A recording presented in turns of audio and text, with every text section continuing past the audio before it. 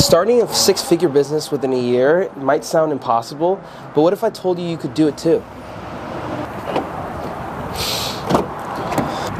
I went from 0 clients to building a business into 6 figures within a year. And in this video, I'm going to break it all down for you. Let's get into it. So if you have seen my previous video, which you can check out right here, I basically talked about like my year this past year, just talking about how I got out of the music industry and how I got into social media marketing. Mainly because I wanted, like I said before, like the ownership, the earning potential, and then basically operating on my own timeline.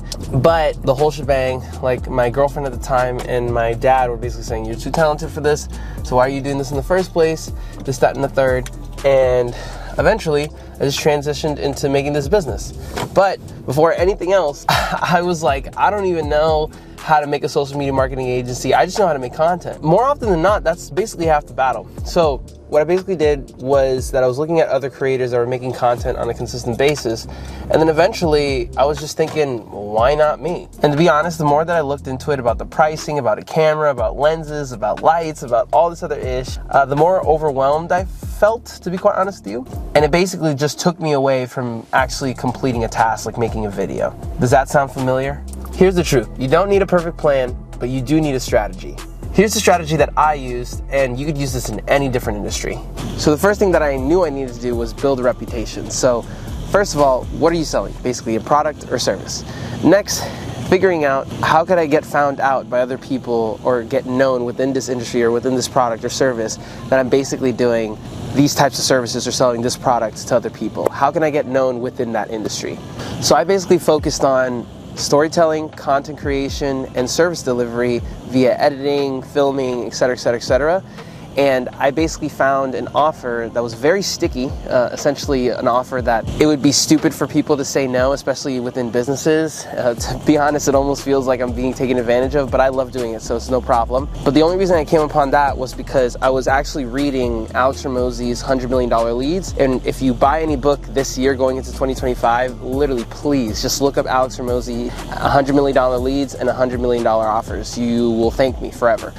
But anyway, so I was just basically like figuring out what I wanted to sell, and it was basically the service. So in the book, he basically starts describing how he got into the industry of fitness, being that he first operated on testimonials, basically doing free work for other people in order to develop a reputation, providing a very good service. And then after a while, when he got a lot of testimonials, when he got a lot of rapport, he started asking people to pay him for a super small fee in comparison to other trainers and other people in the fitness industry. But at first, he started literally just doing free work for testimonials. Nobody's gonna work with you if nobody knows who you are. So you have to make the effort in order to make that happen. So next is your value proposition. It might sound a little wordy or a little too intelligible or whatnot. It's basically just figuring out how much value you can provide to a business or anybody who's basically wanting to buy your business or your service or your product. Does that make sense? Like, for example, now that you have testimonials, what I did was that I was going around like a town, basically talking to people, basically hitting up everybody that I knew via text and DM, and just basically figuring out where can I get people who actually pay me for the stuff that I'm already doing for free, right? So eventually I came across a specific client that lives in LA, and through him I've basically developed more business via 3 other businesses that also needed help with social media in general, and basically looked at him because he's such a busy guy, right? So the dude's a millionaire, and I realized that he had a fuck ton of problems, a crap ton of problems, and every single one of those problems, especially within the social media world, I realized that those are problems that I could solve, right? And at a pretty good cost, to be quite honest with you. So essentially I basically looked at his problems and he became my client avatar, right? So I was basically providing him value by literally all of the problems that he had I could solve within social media. And that's how I basically figured out my value proposition. I realized, oh, other businesses probably have the same issue. Like they're probably trying to sell something, they're probably trying to get more followers, they're probably trying to develop a brand message that people will resonate with so then they can develop a community, etc., etc., etc., and the list goes on. And step 3, we price strategically. You can't just go willy-nilly and be like, hey, pay me thousands and thousands upon dollars for my business and whatnot. It's like, you haven't really developed anything.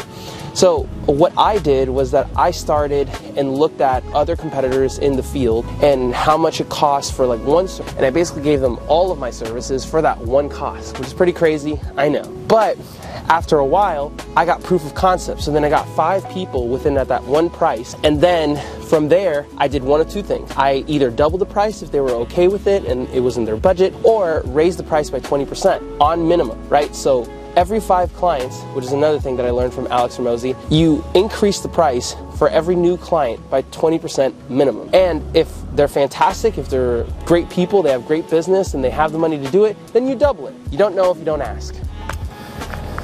By the way, can we just like appreciate the fit? Like, look at this. White shoes, joggers, white shirt, feel me?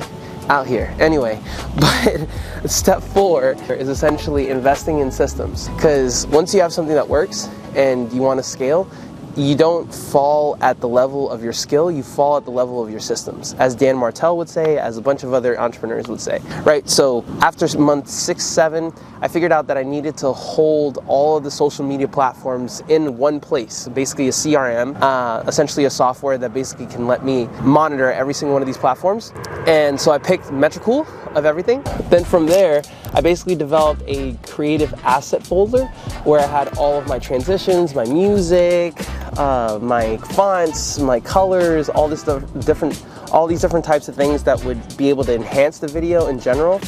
And I just basically divvied them out per client. So like if one brand message is more aggressive, then those are the aggressive creative assets. And if somebody's more nurturing, then we put them in that folder. Does that make sense? And you divvy them up into a system that works for you.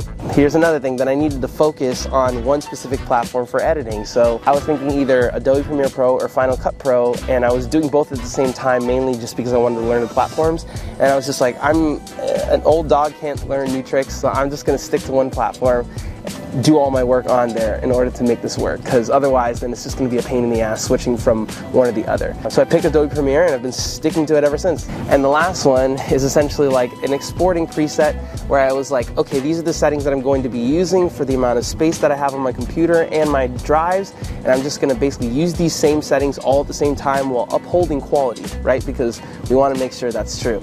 But those are the things that I optimized within months 6, 7, and there's still continuous stuff that I have to like optimize for my systems, because as we grow, we get more customers, we get more problems, so we have to fix them all with our system. Like I said before, we don't fall to the level of our skills, we fall to the level of our systems. And last but not least, we scale with retainers, right? Because I love the idea of doing project-based, right? You just do a one and done and this, that, and the other. But it's not really great for monthly recurring revenue. You're basically just gonna have to find every single other person that could possibly give you money at any given time, and I'm not about to do that. So one thing that I really wanted to work on was finding people that could subscribe to me on a subscription-based model in order to obviously earn more, and then on top of that, not have to worry about where my next buck is coming from. So I was basically telling everybody from the jump that we're gonna do a 6 to 12 month retainer. You tell me exactly how long you wanna stay, and then from there we go on. And if you wanna stay for longer, you can definitely do that. Just remember that success isn't about perfection, it's essentially about showing up consistently and showing up every day, making sure that you're doing right by people, and ultimately making sure that your service or product is literally the best in the industry. And the last thing is knowing that you always want to consistently improve. And if you can do all of these things that I mentioned in this video, you can definitely get to a 6-figure business, whatever industry you're in. So you just learned how I created a 6-figure business just doing content, so you can too. And if you like the video, make sure to subscribe, because I put videos out like this every single week. And if you want to learn how I made my retainer contract, click to watch this video, and I'll see you in the next one.